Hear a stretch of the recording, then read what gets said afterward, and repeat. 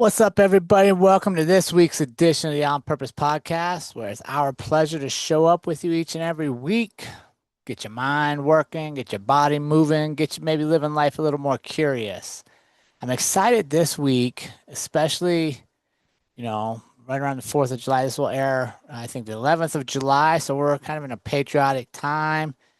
As far as the calendar goes, we're also in a time of turmoil and a lot of political divisiveness and just unsettled time here for the United States. And I thought, what a great timing for this guest, who's an author and entrepreneur, amongst other things, who wrote a book called The Little Book of Big Reasons to Love America. Christian Ray Flores and his journey is nothing short of extraordinary. He's born in Chile, raised amongst political turmoil, and witnessed firsthand the fall of the Soviet Union, bringing us a global perspective on freedom, resilience, and opportunity. His book is a powerful tribute to the values that make America unique, blending personal experience, historical insights, and cultural reflections to highlight our nation's strengths. Through his work, Christian challenges you to see the bigger picture, appreciate our freedoms that we often take for granted, and cultivate a deeper sense of gratitude for the opportunities available to us. So this week, I'm excited to sit down with Christian and learn more about his perspective, learn more about his views on what's going on and how he recommends we handle it. How, from his view, we're still lucky to be alive today and here. So before we get to this conversation, please do me a favor, get over, like, subscribe, share this podcast wherever you're consuming. If you've already done that, thank you so much. If you haven't, just take a moment and help us win the battle of the algorithms to get out and reach more people around the world to fulfill our mission, which is to be one of the most impactful podcasts in the world. That means we're a podcast that creates momentum and ripples and gets people living life with more purpose. So do that and then sit back and enjoy this week's conversation with Christian Ray Flores. Christian, my newest friend, welcome to the On Purpose Podcast. How are you today? Thanks for having me, Jerrod. I'm good, man. I'm excited. Excited Yeah. for the talk. I want to thank you for sharing your story, man. I want to thank you for doing what you're doing and putting that story out in the world. I think too many times we don't find value in our own story, or we compare it to everybody else's and we keep it to ourselves, but nobody can learn from a story unless it's told. Yeah, I think so. I mean, it took me, I don't know, a decade to even write what I knew should be written. So, it takes me a while. Yeah, but I think that's good, right? Like I think sometimes we're in too big a hurry to move on from things, and we don't let that masterpiece marinate a little bit and really gain the perspective that comes with getting past a moment and looking back to it. Yeah, I think for me it was not even a masterpiece. I think it was just what you said first is that I I didn't think it was valuable enough, Mm. right? So you sort of have it in you, I think every single person has a book in at least one book in them, right? But then people tell you, "Hey, you should write it down. You should write it down. You should write it down." And you go, no. I mean, who's going to read that? And it's a lot of work, that kind of thing. So Right. eventually, sort of, there's a critical mass where you go, "Yeah, I should write it down."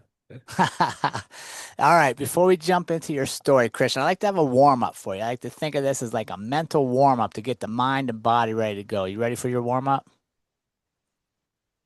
Yeah, go for it. All right, here we go. You get to have one word to describe you. What word do you choose?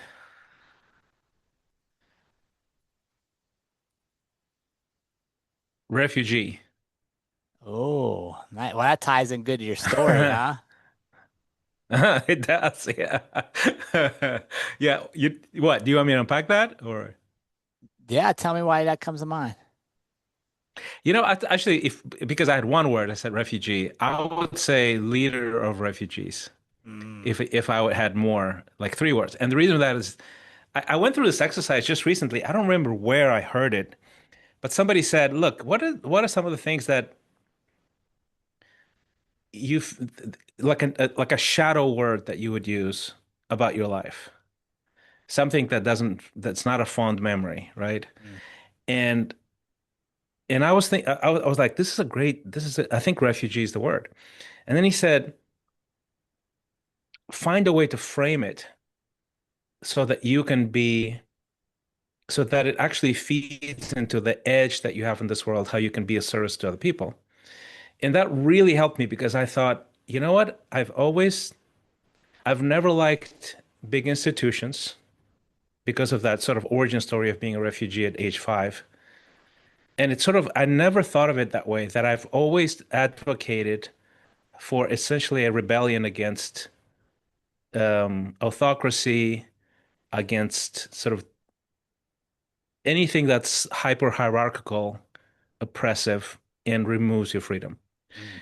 Every single, even career path, I had that thing on in me, Mhm. and I never noticed that that's a pattern, right?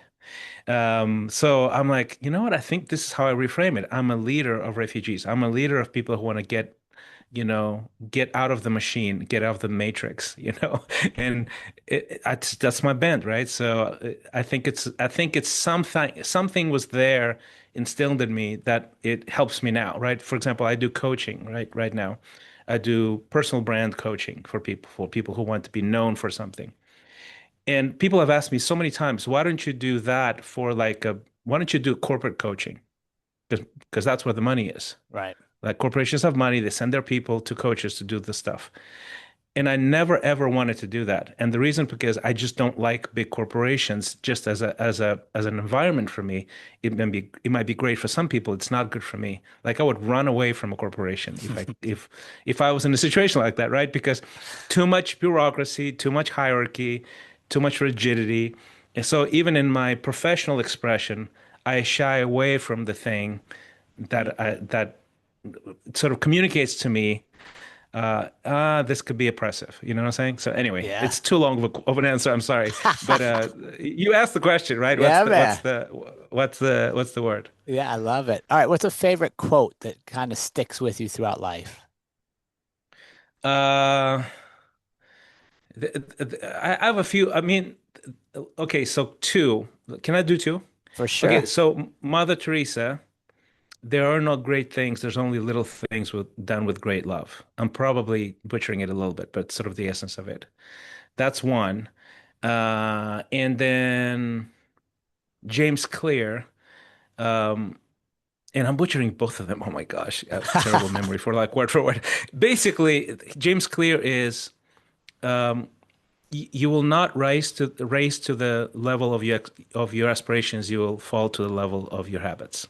Right. So those two things. And now that I say it, I go, oh my gosh, I think they're saying the same thing, Mm, very similar. if you think about it, right? Yeah. All right, Christian, your life has a theme song. What would your song be? Theme song. Oh my gosh. I would say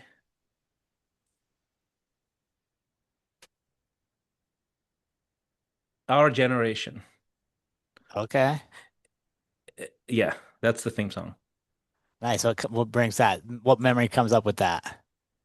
Well, I'm cheating a little bit because basically our generation was the name of one of my biggest hits in my previous career as an artist.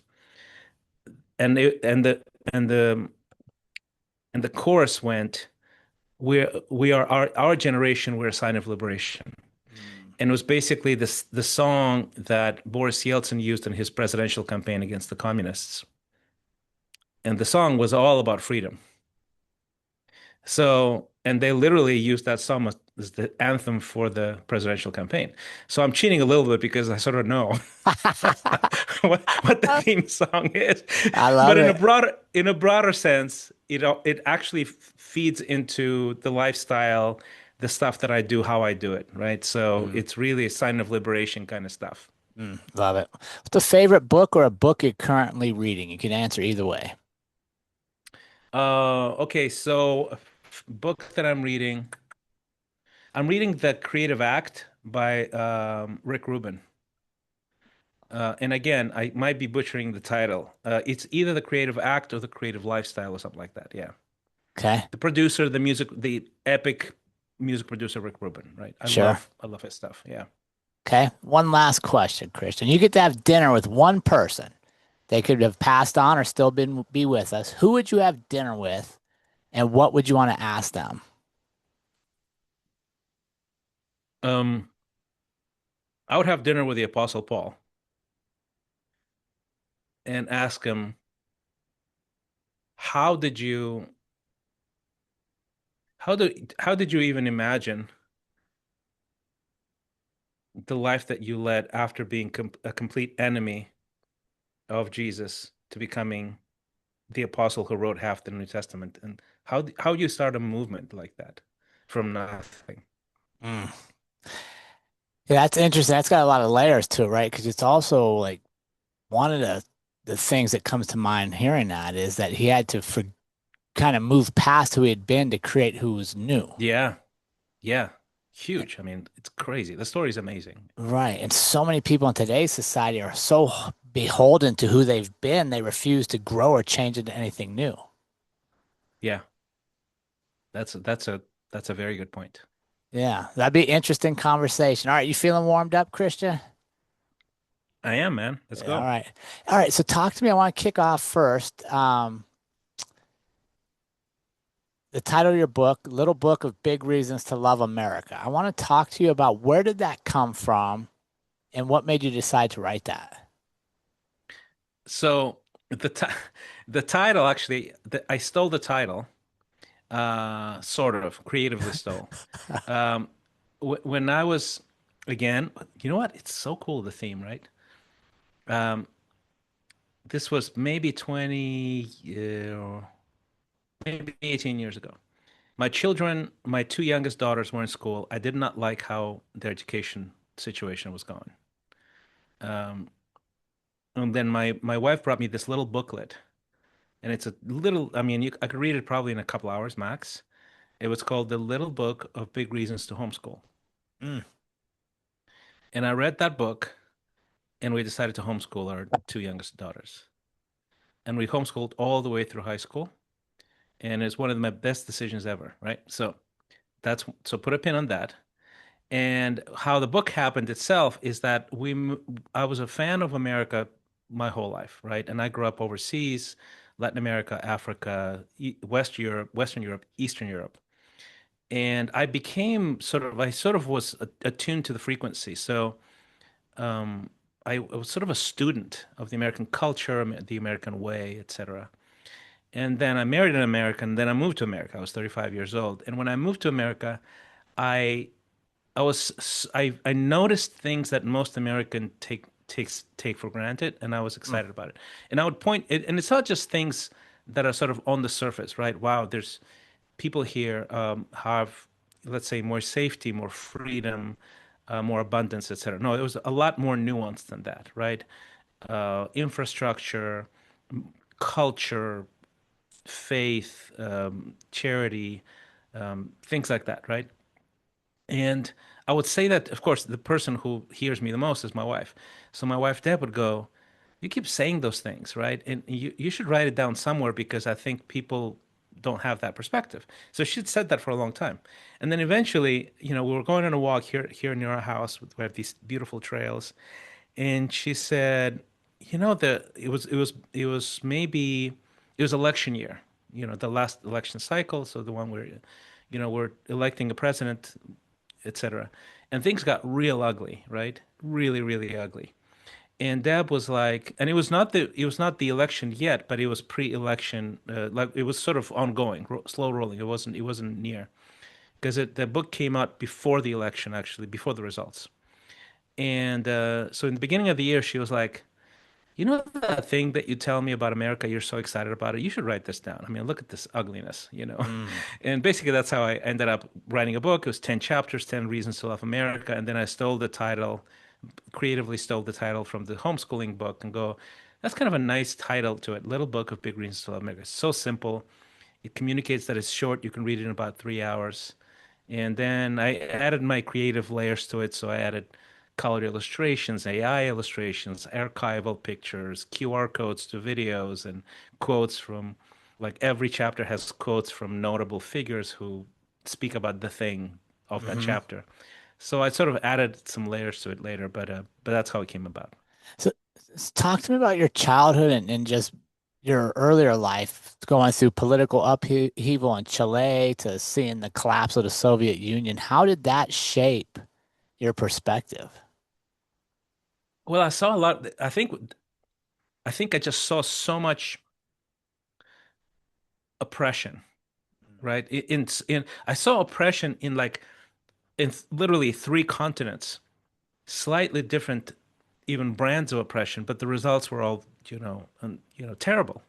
So I was 5 years old. We moved to Chile from Russia. My mom is Russian.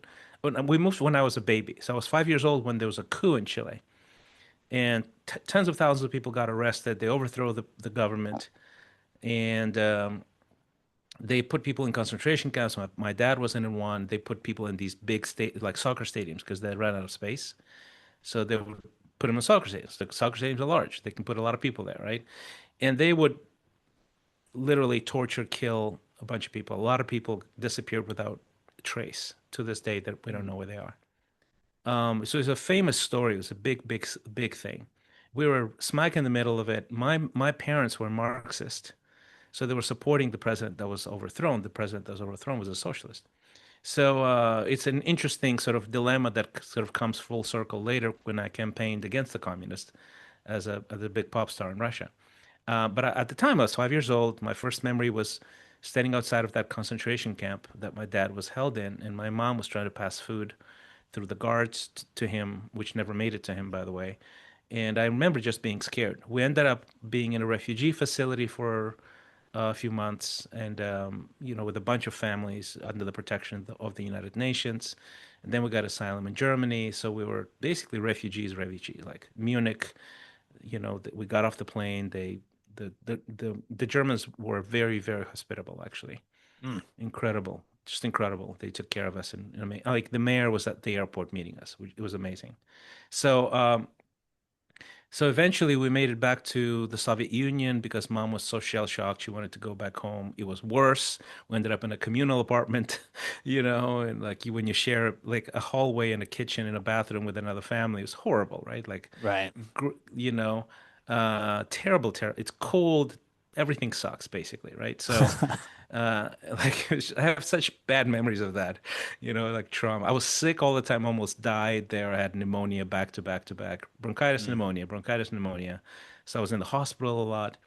And then my dad gets a job in Africa, in Mozambique. So Mozambique just got its independence from the Portuguese, sort of that whole wave of independence Hmm. movements in Africa in the 60s and 70s. And we end up in Mozambique. Mozambique, as I'm 7 years old. This is literally my fourth country, my third continent, and I'm 7 years old, like Wow. completely different languages, So like you talk about massive changes, like back to back to back. And then a year after we landed there was a civil war that started there. It was mostly up north, but we got bombings, we got all kinds of things, food shortages. We had ration cards for some stuff. Mm. And so it was just a very strange existence, but it was a very happy, actually, childhood because there was so much freedom there. Like as a child, it was amazing, right? So we ended up doing that and went back to the Soviet Union when I was now a teenager after my parents divorced, and I was back in the sort of the land of mediocrity, right? Mm. Entrepreneurship is illegal, Okay. censorship is absolute. We lived in a one-bedroom apartment. I slept in the kitchen. We were not hungry ever, but everybody was poor. So we were middle class in the sense that everybody's poor. Yeah. And that's it. No car, no restaurants, you know, not hungry, Yeah. but that's why I say it's a land of mediocrity. You exchange freedom for mediocrity. Mm. And I saw the whole thing collapse basically, and uh, I graduated from university in 91, master's in economics, and the whole thing collapses, you know. And I basically all of my friends go to banking and trade and everything, and I went into music. Like I was the one idiot who chose chose something that had almost zero success rates, right? So, but I was very lucky and successful, and I was good, right? Yeah. And I became basically one of the top pop stars in all of that territory of 15 different countries, and basically the rest is history. When did it come to your attention that if you go to America, you have a chance at a completely different life? Well, I always knew that. You like I had I never even hoped to go in America when I was a kid, right? My first glimpses were I was a now I mean think about this. This is one of the poorest countries in the world, Mozambique at the time, 70s. There's no television. My like 3 years in, my dad builds this big tower. We get the signal from South African television, and they show these American shows. Mm, And we were in a country where, and we were in a privileged position where expats, right, still pretty basic. Like for us, it wouldn't be for Americans now. It's nothing what we made, but more than 70% of the population makes lives on under $2 a day in that country, and still today, right. like let that sink in. Hmm. So we're in that place, and I see shows where people go on cruises and the high rises in New York and the beautiful American cars, and it's like it just seems like a different planet basically, right? At the Right. time. But then eventually, obviously, I became famous. I got a fame and fortune. I traveled to America quite a bit. So I became very acquainted with it. I didn't really want to move because now I have a brand in like all of that territory, right? Like if I go to America, I need to start over. Nobody cares who I am there, you know? Right. So, so we would go back and forth to visit my wife's parents and stuff like that, right? So she's American. She's from Wisconsin. And so I didn't really I admired the culture, and I almost like subscribed to the signal, right? To the signal of freedom. Even in everywhere I went, I had that sort of rebellious streak, right? Yeah. Entrepreneurial streak, creative streak, all of those things. But I really didn't want to move to America because I had sort of made it in somewhere else, right? Um, so going to America was not an aspiration for me. It was just an inspiration more than an aspiration. Mm. And we ended up moving to America only because my wife, who has some autoimmune issues, was getting sicker and sicker with the climate. And where was that at? The climate in Russia? Yeah, yeah, Okay. yeah. The climate sucks in Russia. It was terrible. It's very What's your cold. There's no sun. Did you ever share these ideas with your mom? How receptive was she to you coming to America? She was fine with it. Well, she was sad because I was leaving. But my sister had already gone to Okay. America. She already lived there, so she was sort of okay, I guess so. Then she sort of went back and forth. She would go back and forth. She's an American citizen now. She goes back and forth and back and forth, still. But yeah, so she was fine with it. And one of the themes in your book is the power of gratitude, right? Being grateful for the opportunities we have and Hmm. kind of reminding yourself that even our problems are better than a lot of places in the world. Oh yeah, yeah. How did you develop that mindset to be grateful for your challenges and how would you say that more of us can do that with intention, be more purposeful to looking for the gratitude piece? It's actually one of the things that I coach people in is that it's sort of in the morning routine. It's very simple. You can just have a journal, a piece of paper, Hmm. and you can say, "Hey, just write down 5 things every day that you're grateful for." Like in the immediate sort of vicinity of last week, for example, right? Just Hmm. small things, notice, or people, and you can vary it, right? So it doesn't get old. It could be people, it could be long term, it could be short term, it could be present, it could be even gratitude for the future, Yeah. that sort of thing. But our because our brain bends towards the negative because it's sort of primed to help us survive, not thrive. Yep. Uh, Doing something like that intentionally really, really helps, right? But I think so. There's definitely ways to nurture that quality in you. The other thing is being in environments that have that kind of cultural trait, right? So a community, a church, a coaching group, whatever, right? Where people are like that. So you become sort of the average of the closest five people that you're around all the time. Yeah. So you put yourself in a situation where people are generally grateful, you'll become more grateful. Like if you put yourself in a situation where most of the people around you complain, you're going to complain more. So it's just not complicated. But I would say for me, there was definitely a added layer of optimism and gratitude throughout. And to me, I don't know why that happened, Mm. but it was there. So it's a mystery to me, honestly. When it comes to like a baseline, I think Hmm. everybody has a baseline, and I've talked to some of the top researchers on, for example, joy and happiness. And basically, what research shows is that about 50% of it's genetic, not just genetic naturally, but nurturing. Like, for example, if your parents were a bit negative and sort of not present and not joyful, you probably have a lower baseline. Mm. But it's just 50%, which means you can double your joy just by practicing certain things and being around the right people and learning certain skills, right? So to me, I am definitely my baseline was high. Mm. Uh, How did you you know, handle that? How did you manage to keep that baseline high when you're seeing what you're seeing, when you got the I upheaval, know. you're moving Yeah. in and out? Because it's It's crazy, right? Yeah, yeah. right. I get that all the time. I mean, people like look at me and go, How are you not bitter?" Basically, right? Sure. Like, and I honestly don't know. I can't really like. I wish I have theories, Hmm. but I don't have an answer. I think it's a mystery, and my theory is that you can reframe something negative in what how it who it made you, right? So I'll give you maybe two or three examples, right? So one is this. I'll give you three specific examples how I reframed it. But my point is, well, how do you get there to reframe it? I don't know, you know. But so one is this. Um, if you went through some rough times and there's a pattern of that, and you're okay after that, you can say, I have more strength than most people realize. I know I have more strength. Most people think they may have strength.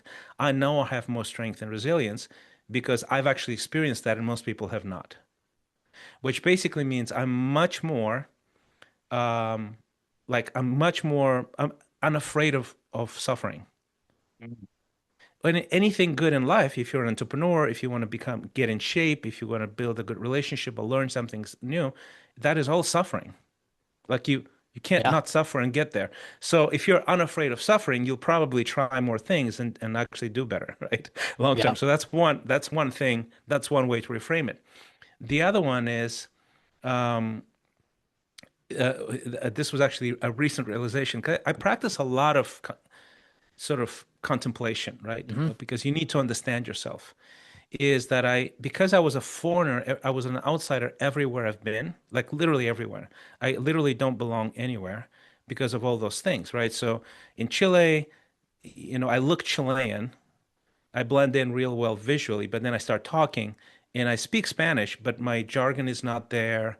It's slightly different, right? I'm fluent, but it's not. They know that I've spent time in other places, right? Right. And I have a Chilean accent and everything, but it's the vocabulary that is different. The If I go to Africa, they call me white. If I go to Russia, they call me colored, right, or whatever, brown.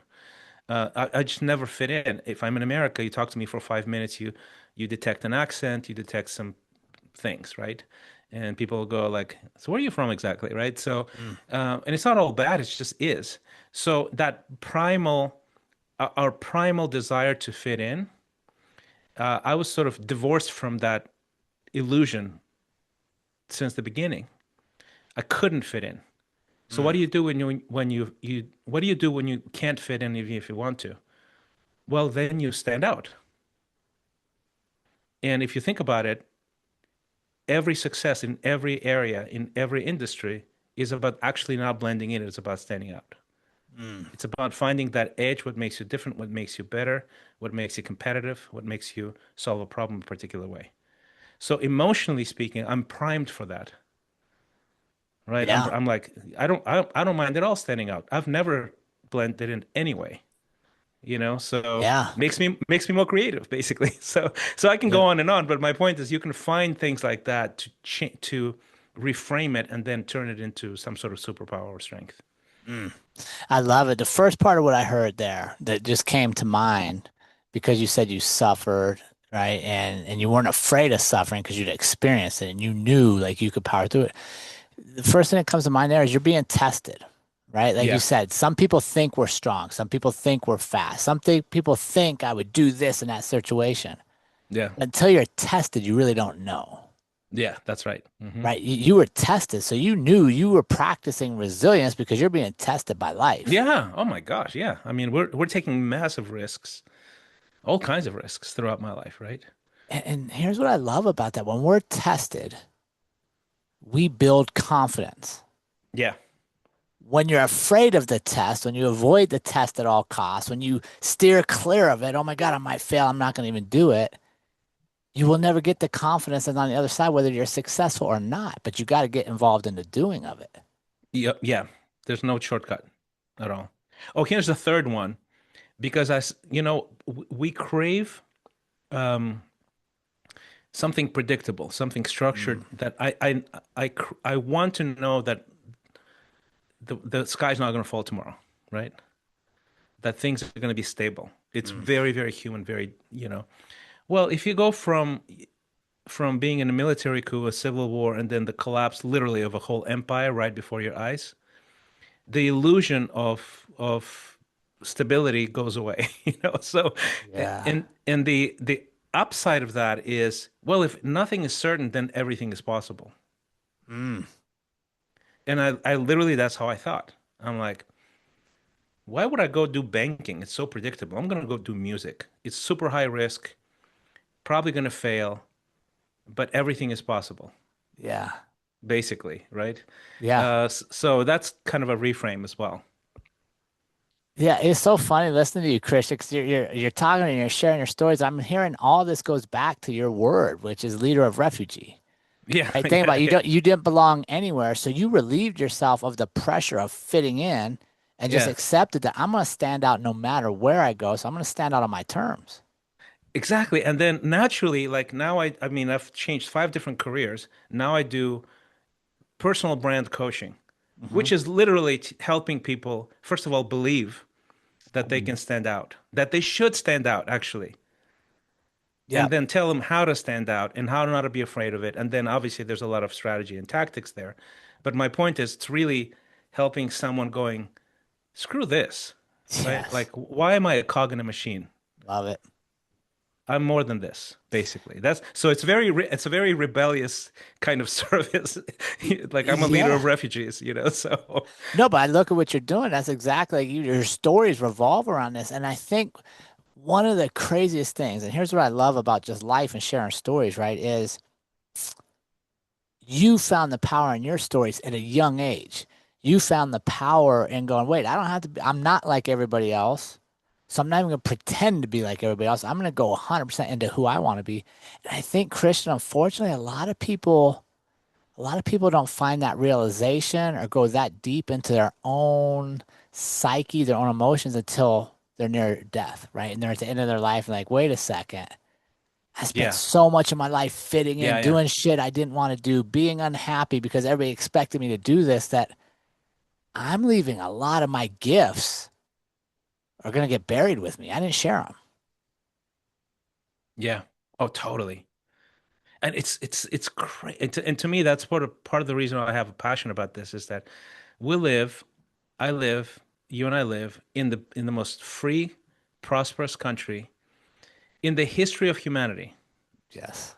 And in the country that you're not told what to do, that no one's going to come and arrest you in the middle of the night. The censorship is very low, thank you, and hopefully they'll keep it that way.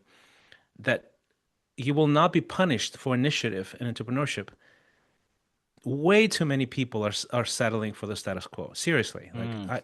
where do you live? You live in America. Yep. Stop settling. Mm.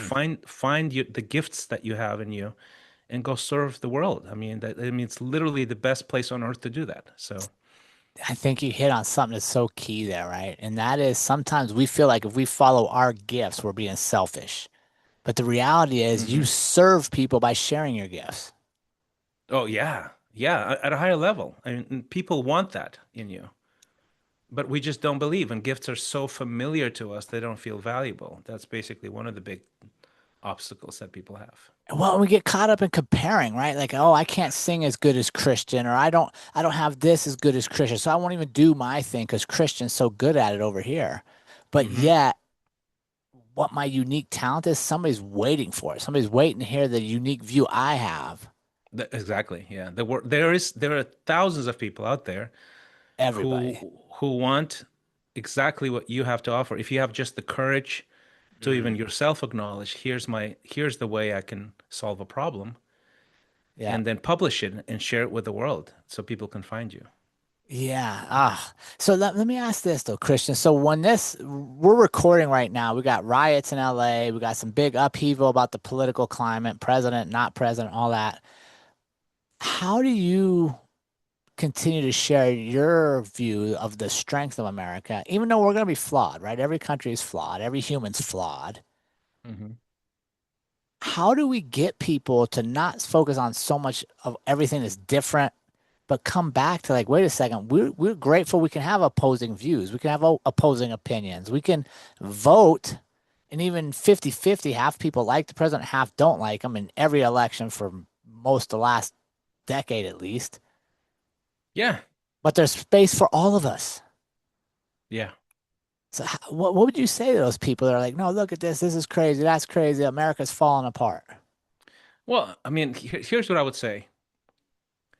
Are people coming in the middle of the night to arrest you for your views? No. Are people putting you in jail for something you posted on Facebook? No. There's a risk of that, that we need to avoid, but no. Yes. Do you do you not have work? Mm. I think the unemployment rate in America right now, it's somewhere between 4 and 6%.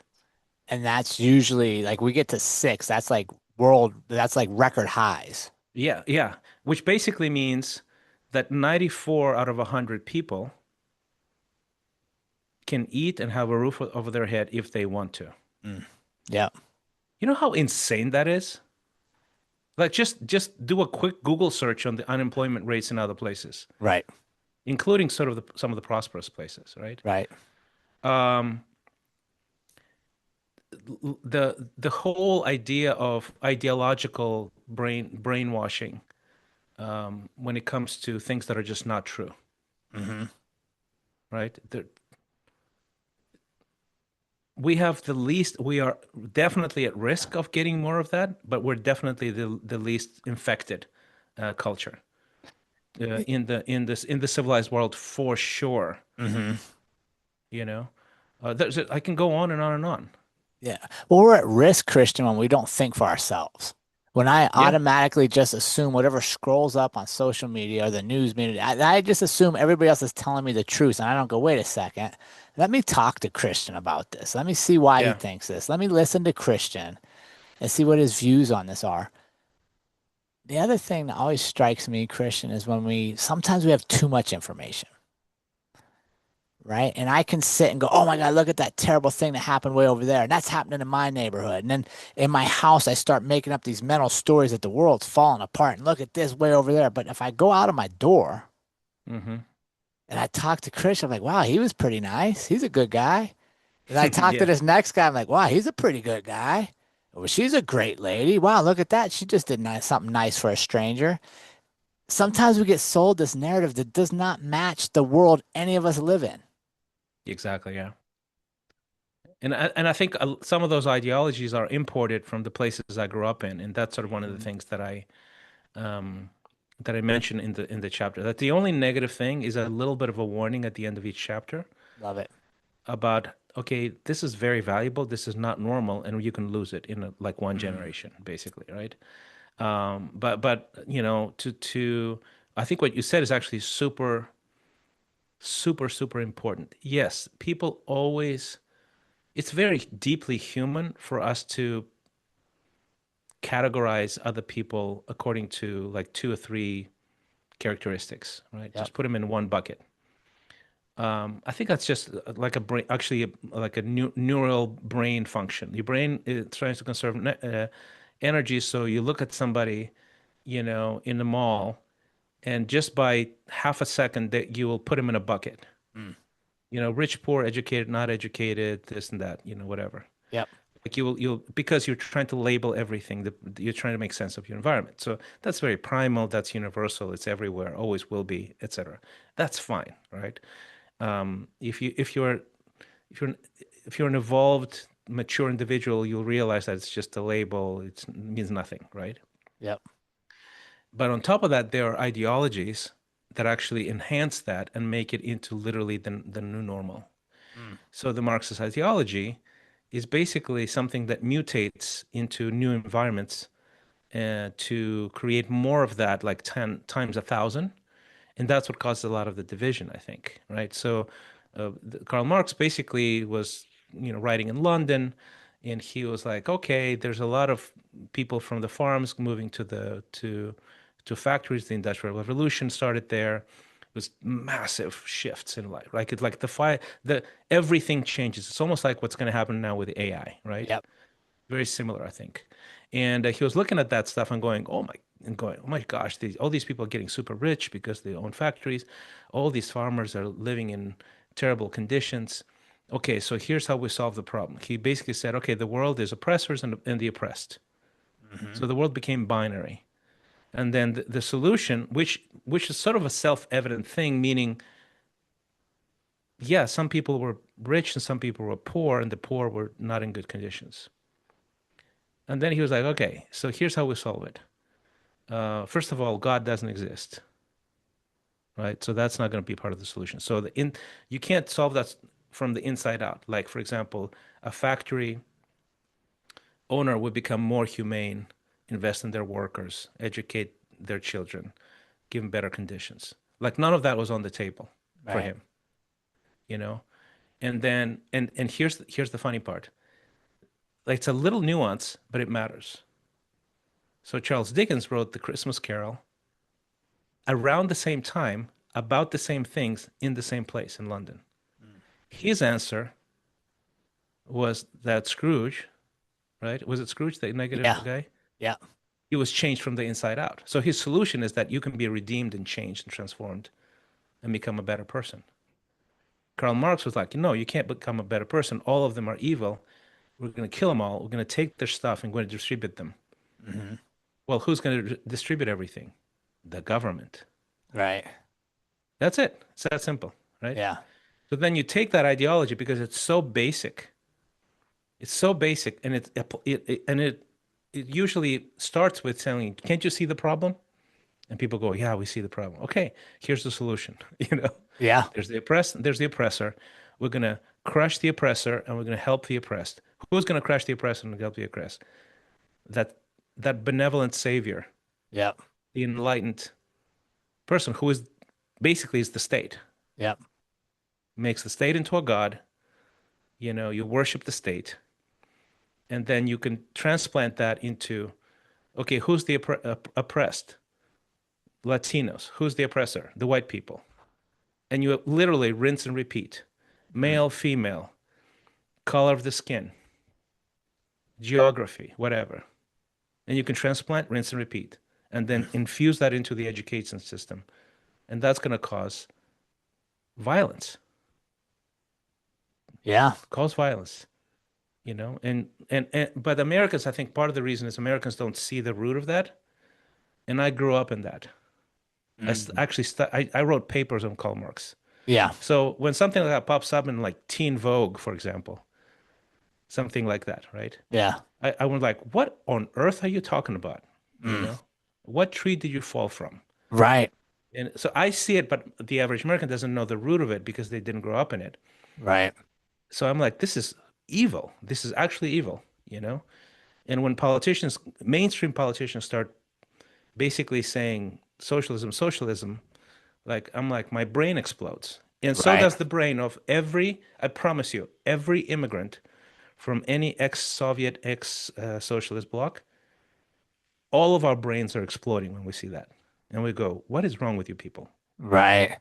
So basically. yeah, no, 100%. I agree. 100%. Is that one of the messages you hope to get across to people by reading your book is like just start like looking at things and Yeah, yeah, sharing that perspective? yeah, yeah, yeah. So it's a very optimistic book about America, but it's a very sort of, I would say, it's easy reading, but it goes deep into the causes, right? Mm. Of oppression, of of the mindset and the ideology and how it infects people. Yeah. Yeah, I want to shift gears with you, Christian. You said something earlier that I think is super important, and it's been something that I've been giving a lot of thought to, and that is you said you're a contemplative person. Like you give yourself time to really think about things. Yeah, How do you're a busy guy too, right? Like you're doing a yeah. lot of things. So how do you create time in your day to allow yourself to just be, to think, to dive deeper into whatever's on your mind? You sort of have to make it happen, basically. And I think the way you make it happen is you understand why it's important Mm, first, right? Because new habits don't form just randomly. We're too busy to create new habits. So if you want to lose weight, you need to understand at some point there's a deep emotional shift where you go, this can't go. I can't do this. This is going to cost mm, me. This is going to cost me on so many levels. I'm gonna hit the gym. I'm gonna do this, whatever, right? So it's sort of the same thing. Is what is it costing you now? The question is the fact that you can be stressed out, anxious, and essentially always underwater a little bit emotionally. yeah. What is it costing you right now? How long have you been in that? A Mm, year, 2 years, a decade?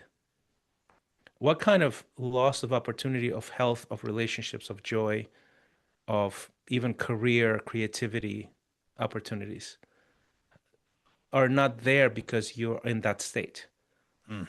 of survival? You're in survival mode. So those are the questions I think that trigger that, right? So if you think about it and you go, yeah, I can't really create a new future if I'm in survival mode. There's no way, right? You can't even imagine it. Your Yep. mind is so limited, right? You're so pessimistic. You're just barely keeping on, right? And I'm telling you, the most brilliant leaders, CEOs, founders, doctors, lawyers, people that are brilliant people, so many of them that's their normal. Mm. And imagine that, and imagine this, how much of a loss is that for the world of this level of talent and brilliance not achieving their potential, you know? Yeah. So that's the big question, I think, right? And then how to do it is actually secondary because you'll make it happen once you're convinced, right? So, uh, you know, and I have like I teach the stuff, right? And Yep. basically, look, how you start your morning, it's how you spend your day. And how you start the morning, I do basically three things. I go, look, I need you to contemplate, so pray, meditate, journal, be still, be in touch with how you're feeling, why are you feeling this way. So it's called metacognition, right? Metacognition is thinking about your thinking, being able to self-regulate, all of those things. Then you move your body because you're a biological physical being and your brain and your body are interconnected 100%. So you're not wired to sit in front of a monitor for 8 hours a day. Right. Like so you move your body. So you lift weights, you walk, you run, whatever, right? And then the third thing you do, and this is every morning, is you learn a new skill. Mm.